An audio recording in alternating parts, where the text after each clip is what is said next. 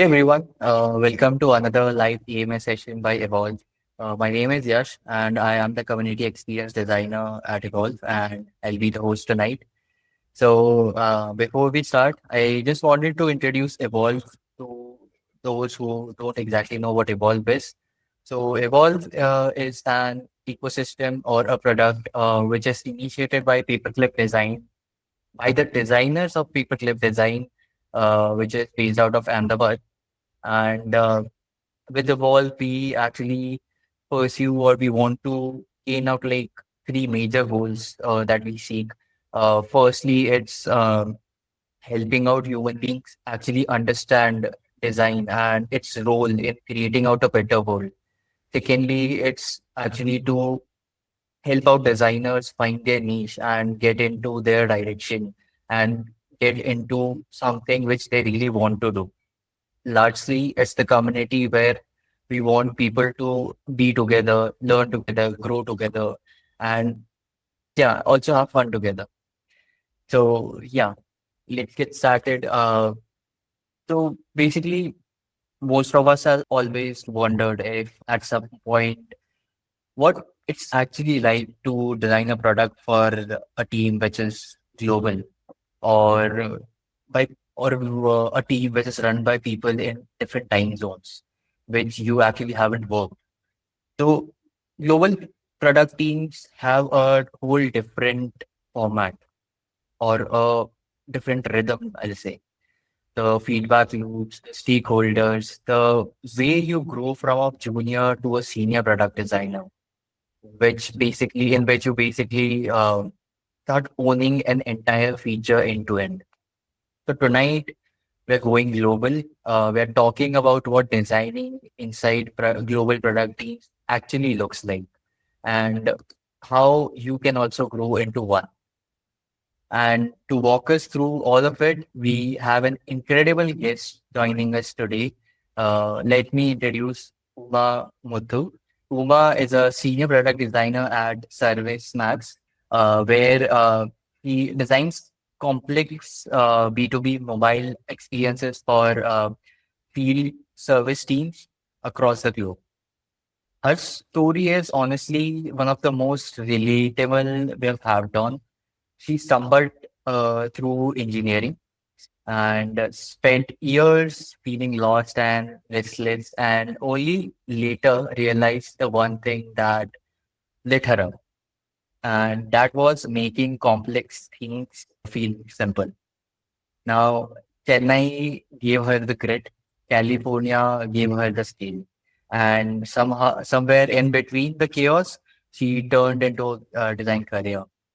Now she's growing inside global teams long enough to have real or honest takes on collaboration, ownership, and like staying curious across different cultures. So, Uma, over to you. Firstly, thank you very much for joining and helping out everyone. So, over to you, please. Would like to have a word about your story and then we'll get started. Sure. Thanks, Yash. And hello, good evening, everyone. It's morning for me, early in the morning, 9 o'clock Saturday. So I'm up and y'all are about to sleep. So that's the main cultural difference that you all have to note, when you work globally. So you're like direct contrast, direct opposite. So you're almost down the day. We are just up the day. So that's something to be noted when you work across the globe. Like Yash said, I started as engineer. Like every Indian family, like you have to be. That's my son. So he just woke up and he's here to see me. Yeah, yeah. I started as engineer, just like any Indian parent. Either engineering or doctor. So I didn't even know why I joined engineering. I mean, why I went into IT as an engineer. But I joined there. Wipro was my first job. That's where I started. Like everyone else, I got into campus placement. I got into Wipro. I worked as a software developer. And then it just continued for years and years. I was in software development in India. And I happened to come to US and I took a career break and then I switched into again. I got back into IT again, where I joined as software development engineer in test, basically automation engineer. So that's what we call here. We don't call QA. We don't call manual. I didn't do manual actually, so we don't call QA. Here, it's the role is called as software development engineer in test. That's where I worked. I worked in in some of the FANG companies here. I was in Apple for a couple years. I was in Adobe, and as I was in testing, in manual test, in automation, that's when I realized I wouldn't say boring, but it was not creative. Like, I was always put in a shell. I was never led to explore. I was always told what to do. And that's when I started exploring. I need to get out of this box because basically I'm a very creative person. And being an automation in testing phase, I like to break things instead of making and creating things. I'm more curious in breaking things, breaking software products, seeing how can it hold. So that made me tap into design. So I was so much interested in product. My I was at a fork when I wanted to choose whether product design or product manager. And product design aligned more with my personality. And I went to a design school and I did professional design course, and that's how I got into design. So it's been like 5 to 6 years now that I'm a full-time designer here at California, Bay Area. So, yeah, that's about me in a nutshell, about my career. Glad and nice to see all of you, the Indian community here. Thank you. Thank you. That's a really lovely journey. Thank you. Great. Before we start, I just wanted to mention that if anyone hasn't joined the community yet, it's the QR. We, other than like EMA, we also have like fun nights every weekend. We also have a book club running at the moment in which we are reading Creative Confidence. Along with that, we also have portfolio reviews and mentorship going on. It would lovely if you'd love to join, and it will be great to see you there. I've also shared out Uma's LinkedIn at the chat, and I'm also sharing communities link in the chat, so you guys can join up, and you can also follow or connect with Uma on LinkedIn, where you can like ask about many questions to her anytime. Okay, great. Then we'll get started. The first question of the day: as a junior product designer, how can we start thinking more like owners instead of just executors while working on features? And what mindset shift helped you the most in global product teams? Question is asked by Maria. Hi, Mariam. Mariam, right? I think I'm pronouncing it right. I think we'll first talk about the second question because it just continues with the name that I just called out. So when you work across global product team, they are more focused on how you connect with people. Like, they right from calling their name, like, they want to make sure you call their name right, like you pronounce their name right. They make sure they explicitly call out. So first thing, even before they dive into the work, they try to connect with people, which while working in India, I didn't have that experience. Even coming here as an Indian person, I would just directly jump into work because we are always taught like that, right? Like work is very professional, and then when you talk in a meeting, it's very professional, and when you step out, that's when you're very informal. But it's slightly different here. You're more They start very informally in the call. So however serious the call might be, it might be a major decision making call, anything it might be, but they would start it on a very lighter note, right from the name. Like, they want to make sure you're pronouncing the name right, and things connect with people basically. So that's how things are here. And then they slowly dive into the topic that you're discussing or any discussion that you want to make. That's how product team basically works. That's how it starts. Okay. So whenever you talk communication with them, that's how it is actually. And that is, initially it might be very weird because it was weird for me because we're not used to such things. But honestly, making decisions, especially design decisions, are much easier when you connect with people first. And then, while connecting itself, you can tap into what they're thinking, into their vision, into their thought process. And it's easier to make that decision or convince them to the decision that you have already made on a design. So it is good in a very nice way, to interact with people in such fashion. So when you ask about major mind shift, that I got working into global teams is global team is very globally people are very empathetic. Like, they are very receptive to different cultures. They are very, like, now my son came in. I have seen my brother. My brother works in IT.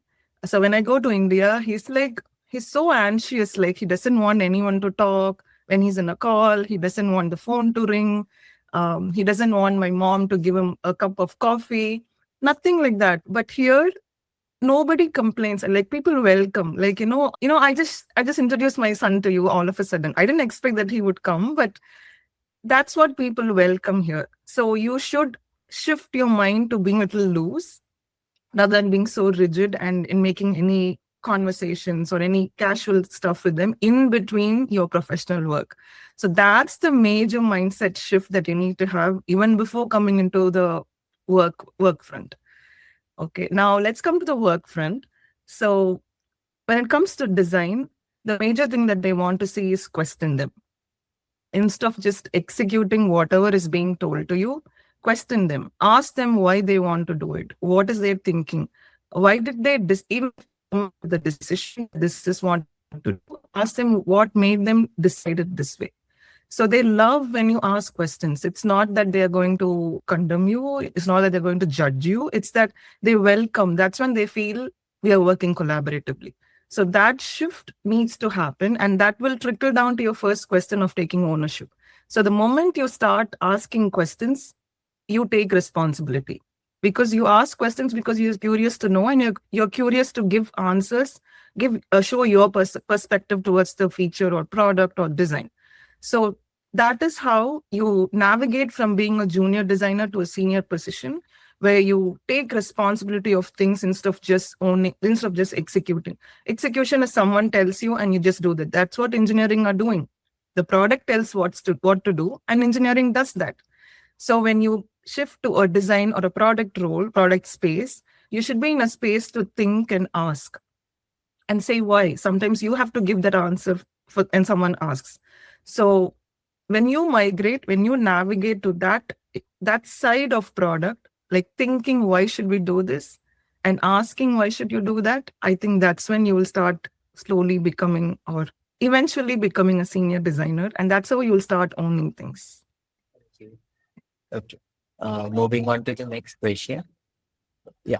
So it's asked by Akash. How do we present our work as a junior designer, especially when the thinking and decision making is done by senior designer? Akash, I think this question is very regional based, because here in corporates, junior designers are given their own mini products, mini projects, mini requirements. We don't they're not handheld.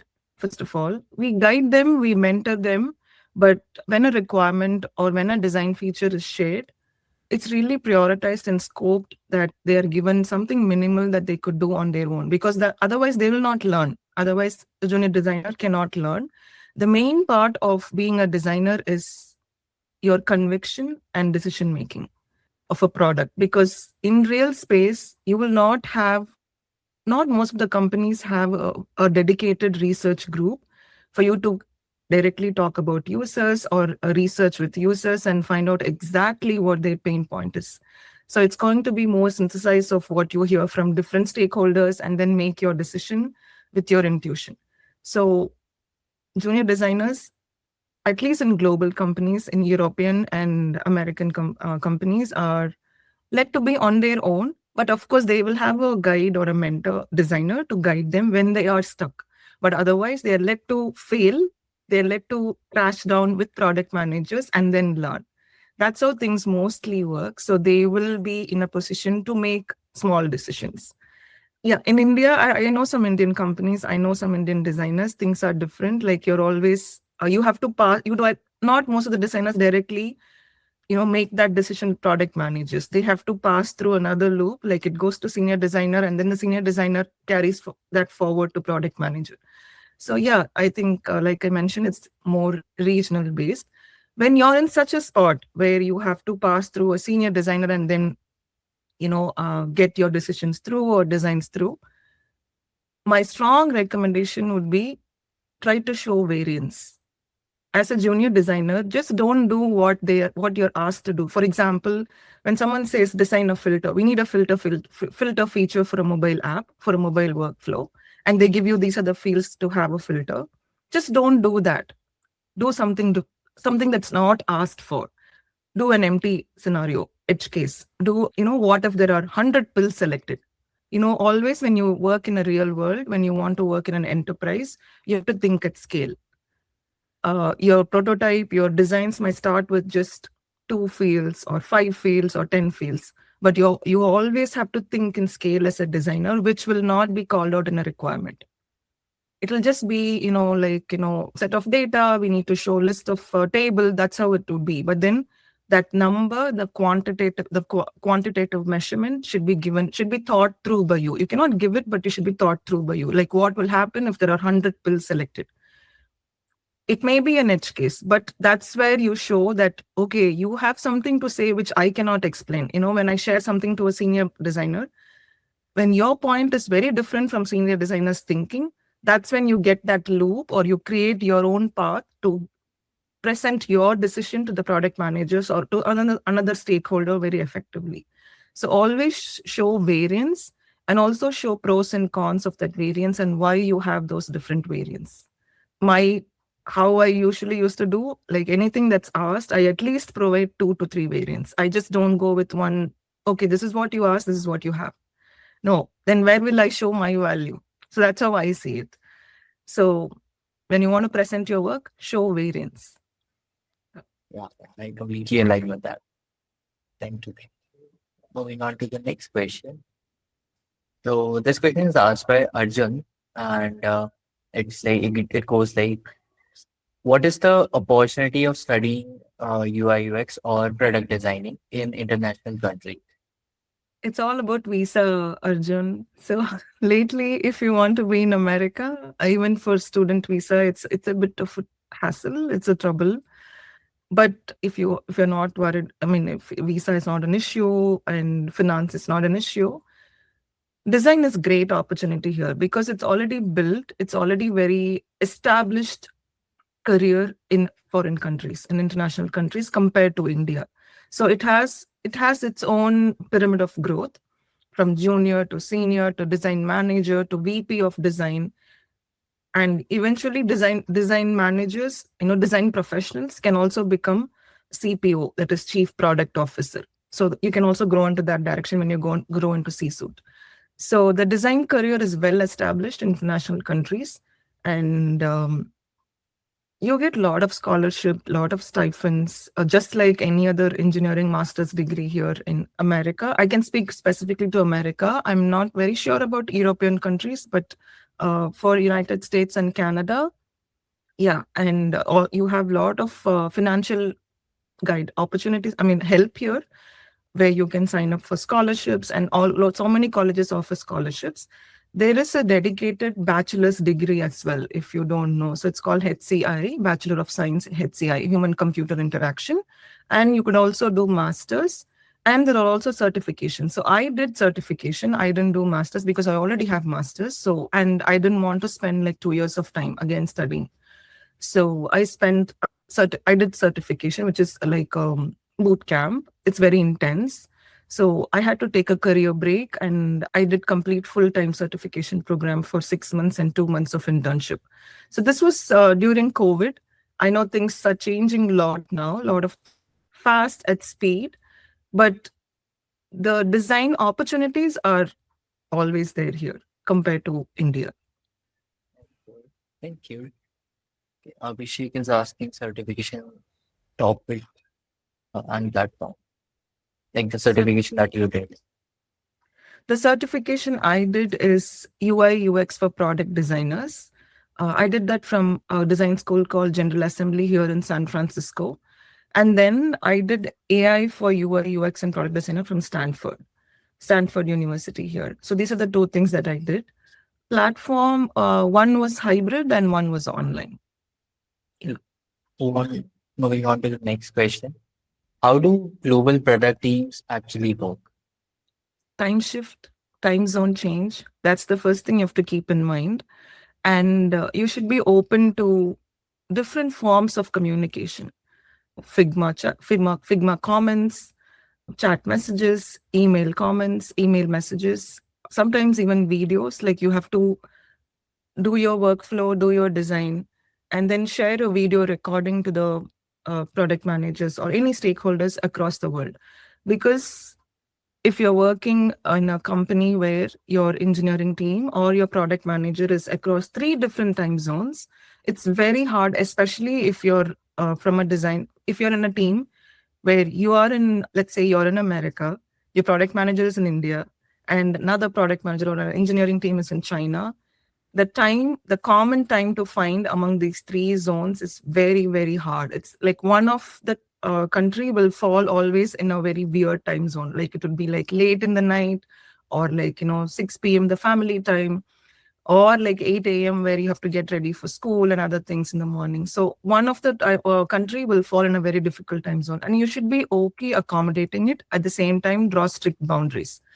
If you take me, I will never pick up 8 to 9 a.m. call in the morning. Like, however critical the decision may be, it may be a P0 issue, it may be something that design is holding on. Like, if I say no go, it cannot move forward. Even if that is a situation, I wouldn't pick up 8 a.m. to 9 a.m. call, because it's my son's time where I have to get him ready for school. And I've announced it globally. Everybody knows it. That's it. That's how I work. So be courageous to establish that standard about you. Global product teams encourage that, because your value is assessed only when you are scarce. If you're always available, you're not valuable. You should know that very clearly right from junior level itself.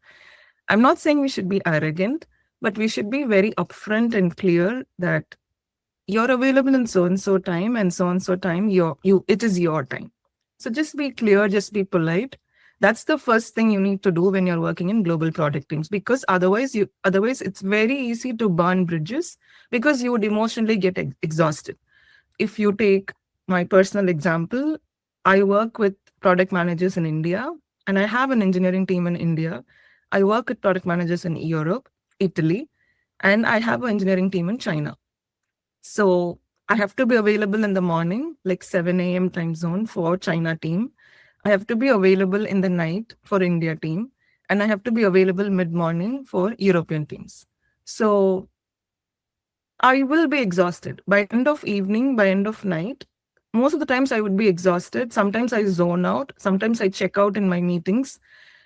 If I don't set my boundaries right, I cannot be productive. And I have failed being productive. So I learned it by failing. So that's why I'm able to share it so confidently. Initially, because when I joined first, I didn't know how to manage my time working in so many different time zones. We are not taught about that, right? Like it just comes by experience. So that's the first thing you should be aware of. And the second thing, when you work in global product teams, when you say something, the way each person perceives it is very different. So, for example, we say, even the words, right? We say, I don't think all people understand. When I say that, it's very casual in Indian way of speaking. But when you say, why are all people doing like this? It's offending for an American. Like, when you say all people, it's like, ye log kya kar rahe? Like that feeling. It's like disrespecting them. So it's like, you learn that by practice, but they're very open. They understand that Indian have a way of talking, Chinese have a way of talking. Everybody understands that, but you have to give that space, and you have to be ready to receive that criticism. If someone shows a body language or pulls back, withdraw, you should be very receptive to that, and should be open for a conversation instead of defending yourself or trying to over explain, trying to prove. Be open to conversation. Communication is another key. Time zone, the first one. Second thing is communication. So you have to be because our communication is very different. Simple word, we say status, they say status. We say content, they say content. Sometimes some product managers, some stakeholders, not just because of how we talk, they are frustrated with so many other things, and they just don't respond to you properly. it's not on us. So we have to learn that, like communication, like it's whenever something is not, we are not receiving properly, we are not receiving a proper feedback from them. That's fine. They might be in something else. It is, you're not here to, you have to understand that we are not here to emotionally connect with any of the teams here, and it's okay to go one step forward and keep explaining and let them know what you want to say. So that's how global product teams actually work when it comes to communication. And the third thing is about the design decisions. You have to understand your stakeholders again, because some stakeholders are, even in America, like when you work in people with East Coast, that is New York, that belt, the New York, Washington, D.C., the other side of California, they are very different. They're very slow. They are not as fast as Bay Area. Their thinking itself is very slow and they don't want to take risk. So when you present a design to a product team, which is across the world or across your state, they think differently because that's their culture. That's how they have grown up. They don't want to take risk. So when you share a design, they would ask about failures. They would ask about how is your design fail safe.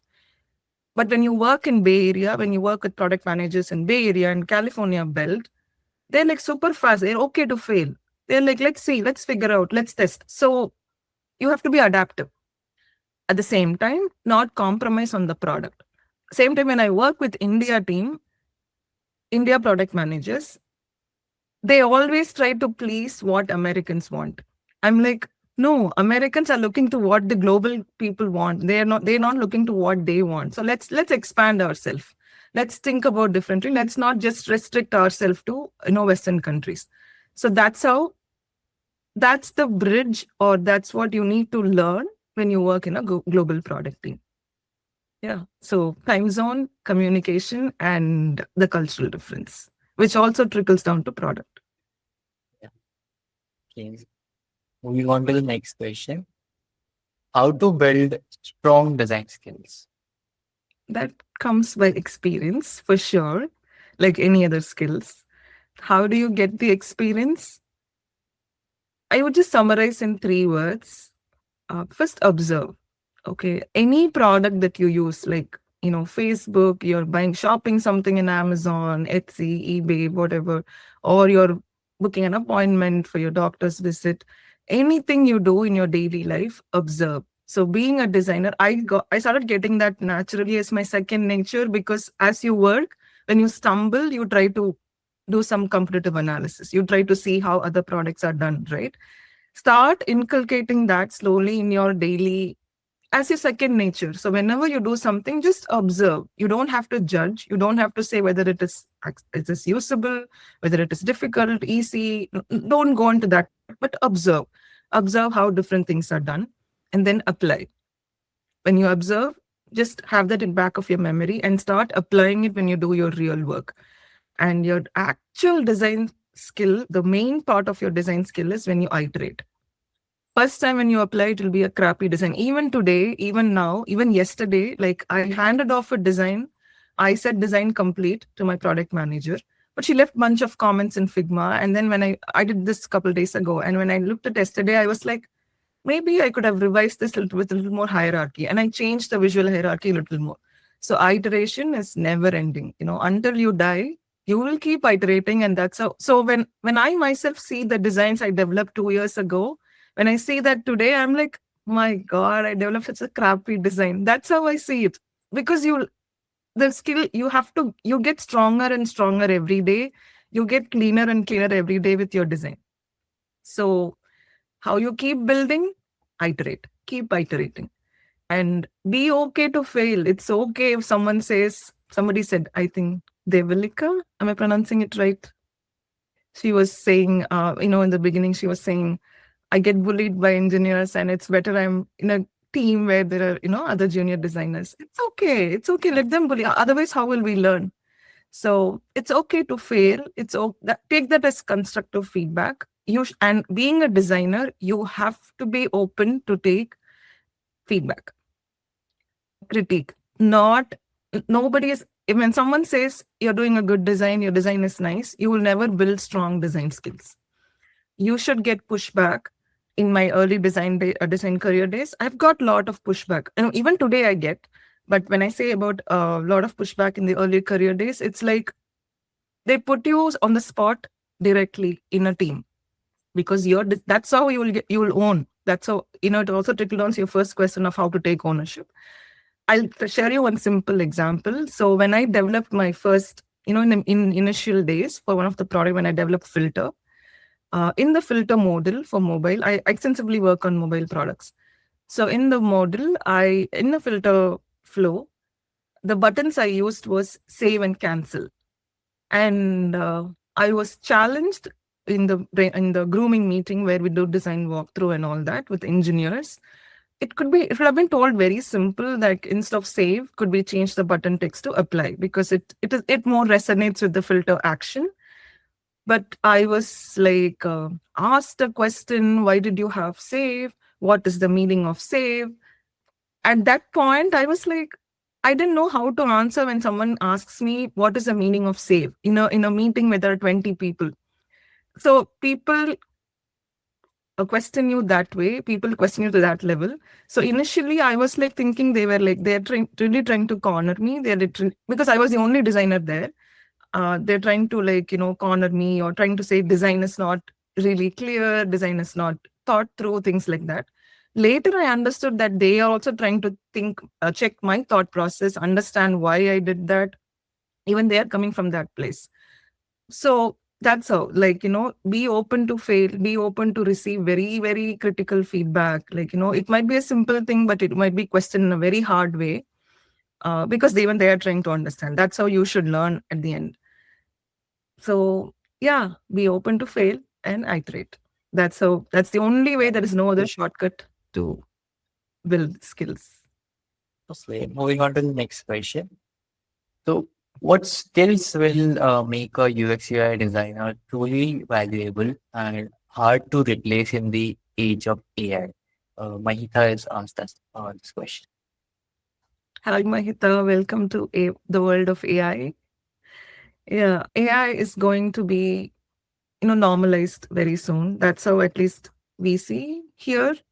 It can make or break, but as of today, it feels that AI is going to be a normalized thing. There is nothing like special, especially to be called like, okay, I have AI experience. No, nothing like that. You should have AI experience. I think that's how it should. That's how it's going to end up in the near future.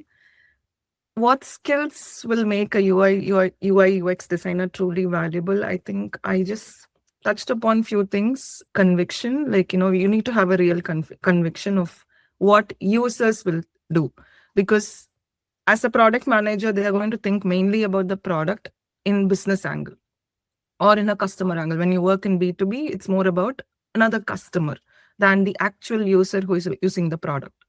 When you work in B2C, it's more towards B2C is business to consumer. All right. So when you work in B2C, it's more towards business. Like, is it really generating revenue?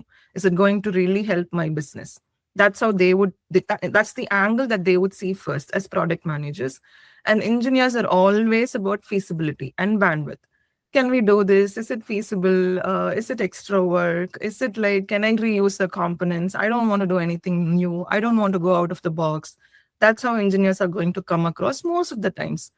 As a UI UX designer, the true value that we bring is the usability and the sustainability. So you can design any product. You can also make it usable, but for a company to become an enterprise, for a corporate to really grow, the product has to be sustainable. The churn rate. Any customers, any users who use your product should love coming back to the product. That because churn rate is the biggest factor that would go in a business analysis. Like when the company grows, they would first metrics that they would see is churn rate. And the churn rate is directly impacted to the usability, the experience of the product. If your product is not really usable, if the experience is not really met, it impacts the churn, it impacts the company's revenue. So that's where you bring the true value. And hard to replace in the age of AI is the taste and creativity. For sure, anytime. AI can build super sophisticated models, even than what we have today. But I'm sure AI cannot bring in creativity. It can give you variations. Like you ask a feature, you ask to design for a feature, and you give the context, you give the users, you give everything very clearly. It can give you 50 different variations, 50 different variants. But which one will you choose? Which one is good? It can also, it can again suggest you, it can again give you recommendations. But the true human connection, AI cannot do it. It can say something based on the context you gave, but you know what customers are. So, for example, when I was working with Adobe, the Venezuela customer here, the Venezuela country here works very differently compared to the other American countries.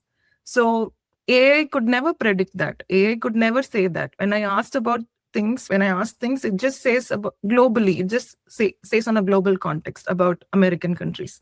It cannot give some specific nuances. So that's where it's very hard to replace. AI works on consensus and not on conviction. It's the designers who can provide that conviction. Yeah.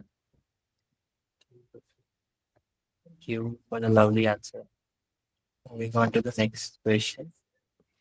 Beyond UX UI skills, what are the top qualities global companies actually look for in designers today? Karan had asked this question. The way you build trust. So design managers are like, can she get the work done? Can he get the work done? Can they build trust? Because in global companies, those people speak very well. People are very proficient in how they communicate. They don't trust people easily. Product managers don't trust designers easily. Designers don't trust engineers easily. And it's a vicious circle. So they don't trust people easily. And if you can, if you have the capacity to communicate, build a rapport, and establish that trust across teams, it's very hard to replace you. So if you say trust comes later, so in an interview, like what is the top quality? It's like how you talk through people, like how you talk through a product manager, how you talk through engineer. It's no more just, okay, I'm a designer, I just have to get the requirement and do a design for that and give it to the engineering team. It's not like, it's no more that way. Things are overlapping with AI, and qualities that companies are looking for is, if an engineer is not there, can she give the CSS file? If a product manager is not there, can she write a Jira story? At the same time, can she also not expose too much of designing to the other stakeholders? So the design team's role is vanished or, minimized. So they wanted to see a balance mainly in how you can communicate with people, number one, and then how you can also hold a value in that product development lifecycle. Yeah. You. Moving on to the next question. Oh, yep. What makes a portfolio stand out, and how to transition from UX designer to product designer? Akash has asked this question. Nice. I love the second question, Akash, because I've done a lot of research when I had to move from engineering to product design. Let's go with the first one first. So, what makes your portfolio stand out? Please don't do cookie cutter way of, I started with research, I did ideation, I did design, I did testing. We all know that. We all know that is what, a design course, a design class, a design school teaches you. But that's not how things work in real time. We design first. Sometimes we design first. We don't even know, and it is a 0 to 1 product. And when you don't have a dedicated research team in your company, we don't do research. We don't know. We don't have an opportunity, especially in B2B. It's very hard to go and meet a direct user and find their pain points, because I work for companies where like Philips, Bosch and Lomb, all these giant product manufacturing companies, big equipment manufacturing companies, where it's very hard. They don't give easy access to their end users because it's a waste of time. If I go and sit and talk to their end users, the end users productivity is lost. And if the end user productivity is lost, they cannot get money. The business cannot generate money. So they will never give you access to end users. It's very hard to meet them. So they never do that step-by-step cookie cutter way in a real company, in a real scenario. We design first and then we test it. We test with, and even testing, we could just like do with implementation engineers, not directly with the users. We could just do with, people. I have done testing with a guy who comes and, services my dishwasher. I work for field service products. Field service is big equipments that are used in industries. I just, you should use any opportunity in every opportunity to test and, be a design. That's what designer really counts. Like, you have to be them when you design something. So coming back to this portfolio question, don't do that cookie cutter method. Just show whatever you did. It might be a very crappy design. Show your failures. Even show the designs that you develop. You even push to production. It might have failed. Show that. We wanted to see how you failed. And we want to see if you are able to revive back, if you had iterated back and made it successful, show that. If you had not made iterated back and made it successful, that's fine. You can just call it out and just say you failed, you dropped that project and moved into something else. That's what we like to see. We wanted to see how you embrace challenges, how you embrace failures, how you embrace people saying no to your design. That is what we wanted to see, because that's what will truly make you a good designer who can be really, really empathetic. Designers are asked to be are meant to be empathetic always. So how will you get empathy? Only when you are literally in their shoes, like literally feel what they're feeling, not just good, very nice, super designs, but also here, this is very bad. It's not usable. I'm frustrated. I'm hating it. You need to receive that and show that in your portfolio. That's what we want to see.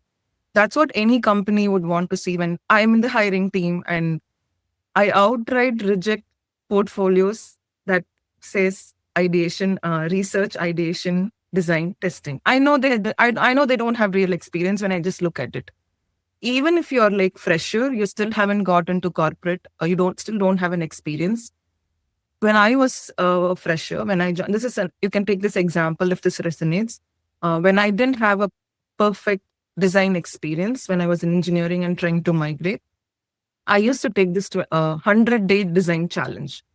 So that's something common in America, where there are these kind of teams like Evolve, like how you have in India. There are some groups here, design communities here. They publish a lot of activities and events. So one such event was 100-day design challenge. And every day you have to start designing. You have to design something and you have to post in that portfolio, in that group, where they give you feedback. People like Yash, Danish, or the committee members, they give you feedback, even peer feedback, and they break your designs or make your designs. That could go into a portfolio. That was my first portfolio, honestly speaking. So that was one case study. Like, I was part of this 100-day challenge, and by the time I developed 3 designs, I got a job. So I had this 20 designs, 20 features that I designed in that 100-day challenge, and what was the critique I got, what was that I iterated. That I showed my design process with each feature. So I just took a couple of features and I just showed my design process, and that's how you share what you know. All they want to say is what you know, how you approach a product, how you approach a feature. Nobody wants to know the 4 phases. There are no more 4 phases, because it just varies. The order varies when you work in real time. So that's what we want to see in portfolio.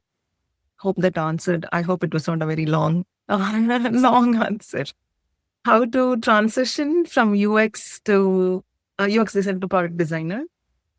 First of all, I hope you all are familiar what UX designer is and what product designer is. If not, just in one line, UX designer is, you get a requirement, you get a feature, you get a product, you design for it, you give it to engineering, and you're done.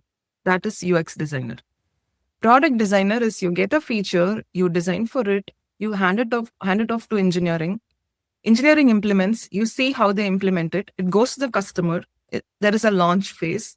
You see how the launch is happening. A launch can be difficult, a launch can be easy. So you collect all that feedback.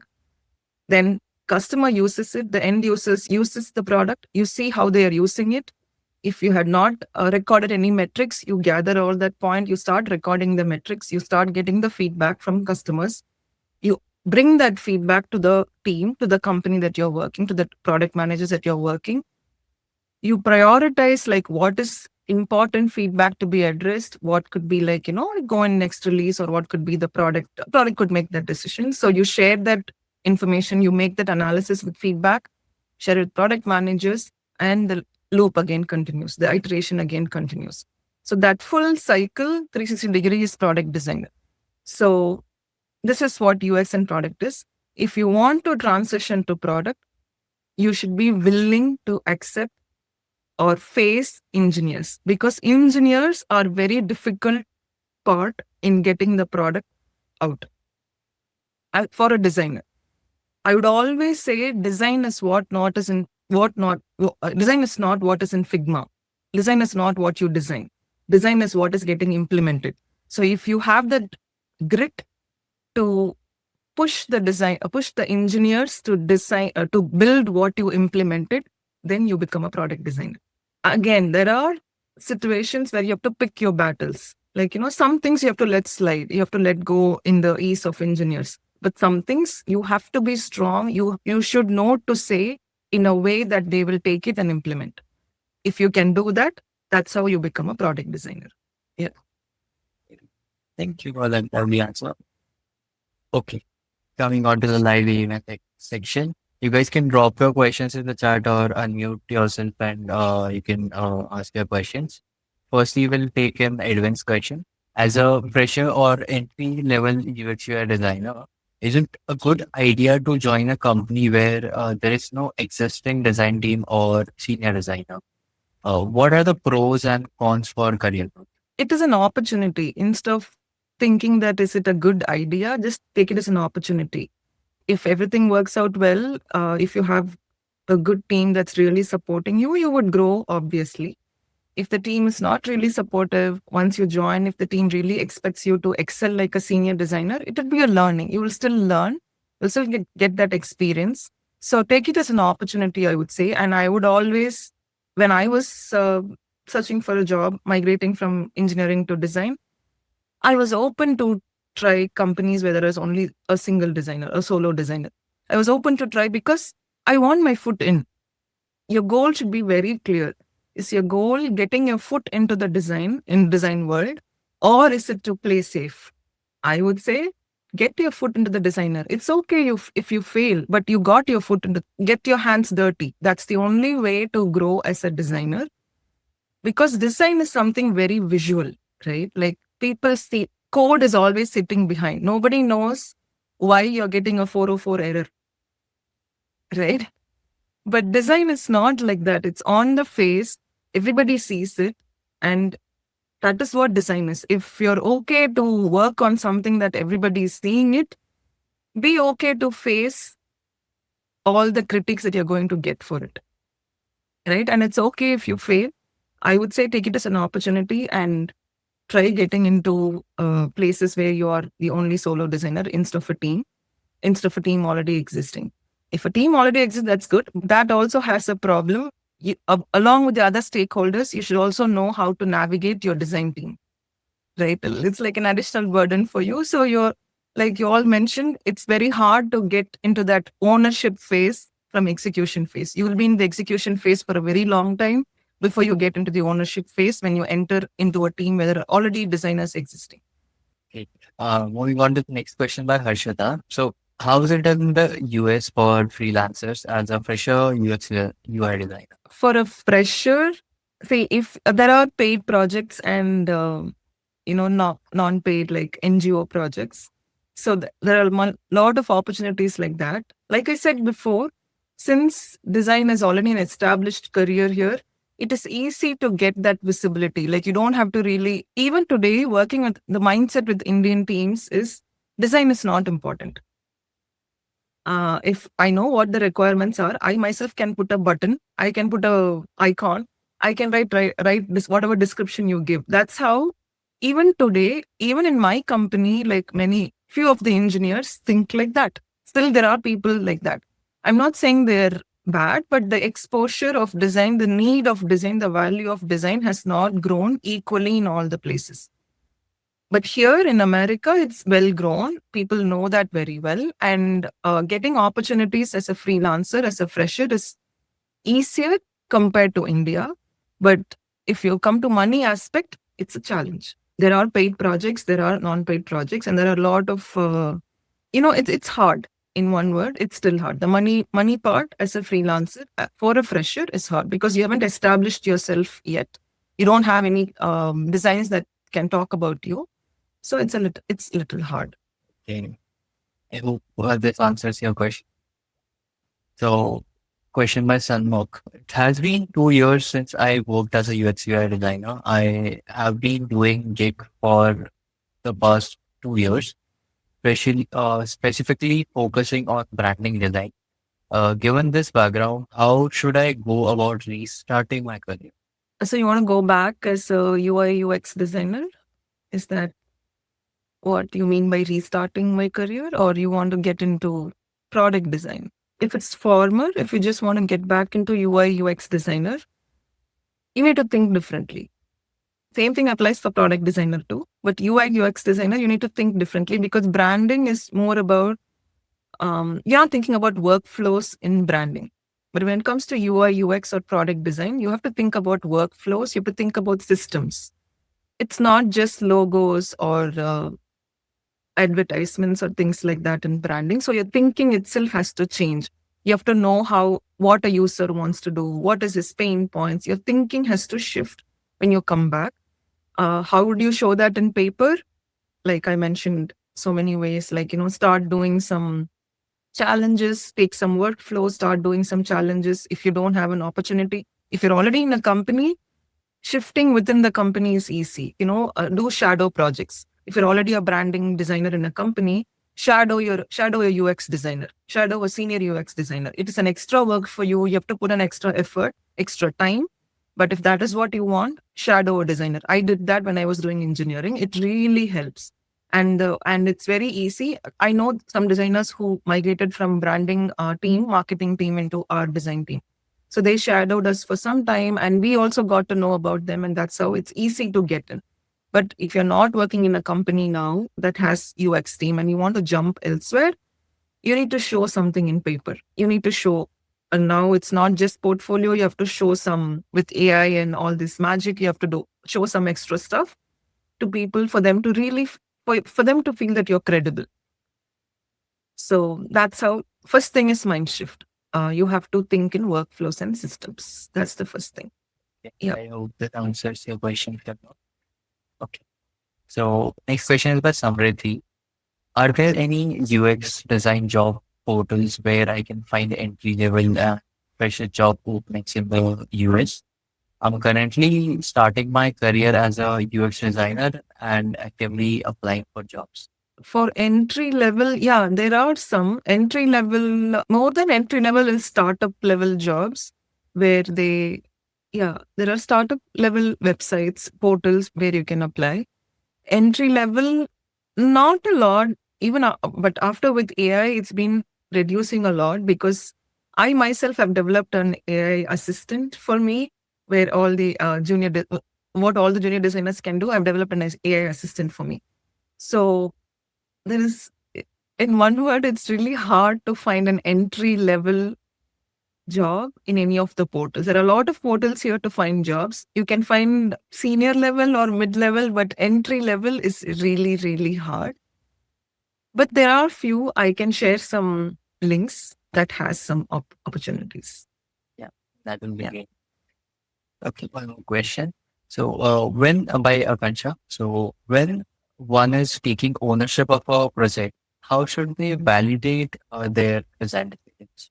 Competitive analysis. Don't rely more on data points. Like if you're developing let's say you're developing a login page, take few other, first of all, find the users and the users that you develop for and the users that you're doing competitive analysis are the same. That's when your comparison will be really, really correct, accurate, and you can validate your design decisions. So if you don't have users where you can directly go and test, this is how you do. You compare your designs, compare your workflows with existing, well progressing competitors and see how that is accurate, how you're solving even the gaps that they have in their product. How are you solving in your product?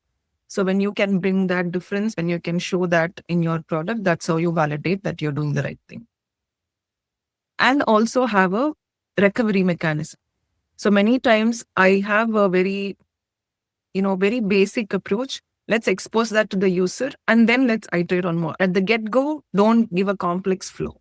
Don't give a very complex and a very sophisticated flow. You don't need that. Target the MVP first. Very, very minimal thing first. Expose it to user, get real feedback, and then iterate more. That's how you know you're doing the right thing. Okay. We'll take one more question. It's like two similar question. So yeah, it's on basically the AI tools. So what AI tools would you suggest to upskill myself for searching jobs in another scenario for daily usage for design? So from both the perspective, for upskilling as well and for daily use. For it's more interrelated. So how do you use AI? It's mainly to increase my speed. I just automate a lot of things like, design handoff. I give a very thorough design handoff. So I automated my process. Like once my designs are fine, I annotate the screens. I add my Jira stories so the users know which designs belongs to which engineers know which design belongs to which stories. I do all those housekeeping work. So all those mundane tasks I've automated. I've used AI so that I don't focus on all those logistics, all those housekeeping stuff, and I spend my time more on thinking, more on doing creative ideas and creative workflows. So that's how I use, in one word, to increase my productivity. What tools I use is, of course, we all have been using Claude.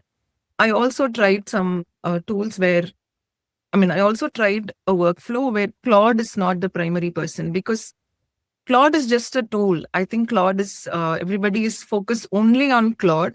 Claude is only the tool that in tomorrow there could be another tool that is super duper than Claude. So it's all about how you can use AI to speed up your process. So I wanted to bring my design system in par with the implementation's code. So I tried a workflow without Claude and it has been working really successful. So I just use Figma Make and GitHub Copilot. So I use GitHub Copilot. I use VS Code Copilot if I have to talk to code. If it's just about design, just about product requirements, I use Figma Make, Figma MCP, Figma AI a lot. And I use this ChatGPT, Gemini for all my content. So I have projects in Claude where, I just have a content assistant for me. I have a design assistant for me. So whatever task I'm doing, I would just delegate to that assistant and that would do it for me. So all the copy creation, all that, I don't bother anymore. So I just give it to Claude. I just give it to any AI. I have a Gemini assistant too. So I just give it to the AI and they do. And sometimes what I do, I compare. I post the same question in Claude, ChatGPT, Gemini, and I just compare the results and I just pick and choose. So that's how I have been using it. Yeah, those are the tools that I use. Sometimes I use Miro as well, Miro AI, but not extensively. Upskill myself. Yeah, you shouldn't. One is using the AI tools in your workflow. The other one is becoming an AI product designer itself. So you have to design AI-driven products. So design is going to be more like how you have to explain in your design how AI is working, how confident the AI results are. More than traditional design, just saying this is what it is, you have to say why AI is showing you this result, why AI is bringing you this interface. So AI explainability has to be brought in by the designers. So when you learn about AI design philosophies, like how do I explain an AI? How do I explain AI confidence? How do I explain AI transparency in design? Those are the skills that you need to upskill if you want to design for AI product. Yeah. So Schema has asked this question like in the stage that's last. Okay. So as beginners in UX UI design, what should we learn the most? Should we focus more on UX thinking, maintaining visual layouts and design rules, or learning AI tool for design? I think both. Use the AI tools to do all this, all those maintaining of visual layouts, design rules, and all that. UX thinking, you do all the maintaining stuff. Use AI to do. So that's how you balance yourself. That's how you incorporate AI and say that you're an AI product designer. Okay. Yeah. We have like last question from Abhishek. So I'm a product designer with 8 years of experience and would like to shift to USA and work with a team directly. What should I do? First of all, get the visa. So again and again, I'm going to say, like, if you want to come to US, because I know some of my team, some of my friends who wants to come here, but they're stuck because of visa. Like, even companies not sponsoring them, and even they are not able to come here through student visa and then get into job. So first get the visa. That's the first step you need to do.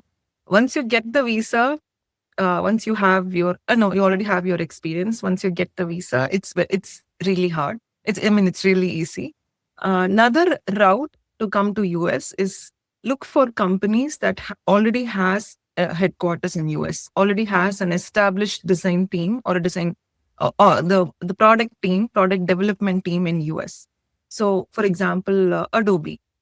So Adobe, their headquarters is here in San Jose. There was also Adobe in Bangalore. Try to get into Adobe there. But another caveat there is if you get into really FANG companies and corporates in India, they have their own or where they don't switch people so easily because you get into Indian payroll and into the Indian HR system in the company, and they don't easily switch you from Indian payroll to American or any other foreign country payroll. So that challenge is there, but at least you would get the opportunity to fly back then and there because now when you see me, I go to India at least once a year to meet my teams in India. So I work. I don't have a design team in India. We are trying to establish a design team in India very soon. So maybe I'm just dropping some pointers for you there. So yeah. So another route for you is join companies that has a headquarters or a branch in America. So that's another way for you to at least get your visibility into American companies. Yeah. Great.